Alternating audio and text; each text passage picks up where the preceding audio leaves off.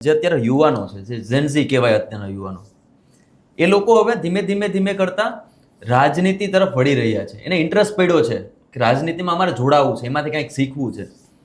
પરંતુ થાય છે એવું કે વોટ્સઅપ યુનિવર્સિટીમાં એ બહાર જ નથી આવતા.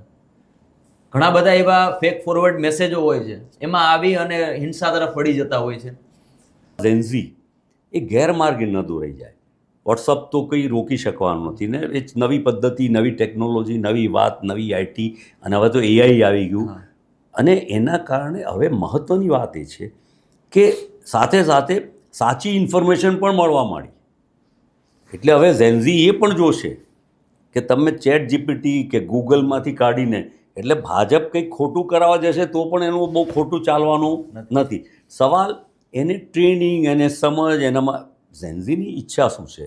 ફેમસ થવું, પોપ્યુલર થવું, જાણવું, કરવું, ડિસિઝન મેકિંગમાં પાર્ટ લેવો, ગીત, સંગીત, મ્યુઝિક, એજ્યુકેશનની સાથે બધા એના. અને સ્વાભાવિક છે, ઉત્ક્રાંતિવાદ છે એ આ દિશામાં લઈ જ જાય છે કે અમારા પહેલાંના જે લોકો હતા કે આજે છે એના કરતાં અમને ઘણી માનો કે સ્વતંત્રતા મળી, કામ કરવાની, હરવા ફરવાની, જવાની. અને હવે નવી પેઢીને વધારે મળશે. અને અમારે રાજીવજીએ તો 18 વર્ષે એમને મતાધિકાર, દેશનો વડાપ્રધાન કોણ બને એ નિર્ણય કરવાની સત્તા પણ 18 વર્ષે આપી. મહિલાઓને પણ આરક્ષણ આપ્યું 33% સુધીનું લોકલ બોડીઝમાં. અને આવતીકાલે કદાચ પાર્લામેન્ટ અને એસેમ્બલીમાં પણ આવી જશે.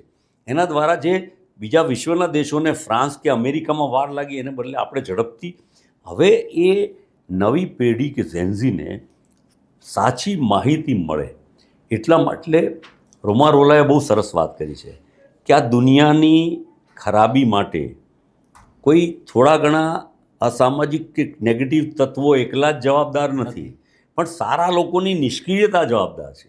એટલે સારા લોકોએ બહાર આવવું પડશે. અત્યારે તો શું કે મારે શું, છોડો ને, જવા દો ને, કોઈના પર ખોટા કેસ થયા, ખોટી હેરાનગતિ થઈ, ન્યાયતંત્રમાં સડો પેસી ગયો, અથવા કે બીજી જગ્યાએ થયું, સરકારનો વહીવટતંત્ર, અધિકારીઓ માનો કે ખોટા નિર્ણયો લે, ભ્રષ્ટાચારે માઝા મૂકી, પણ કોઈ ખુલીને બહાર આવતું નથી. પણ એક વિશ્વાસ અને શ્રદ્ધા છે કે ઝેન્ઝી આ બધામાં બહાર આવશે.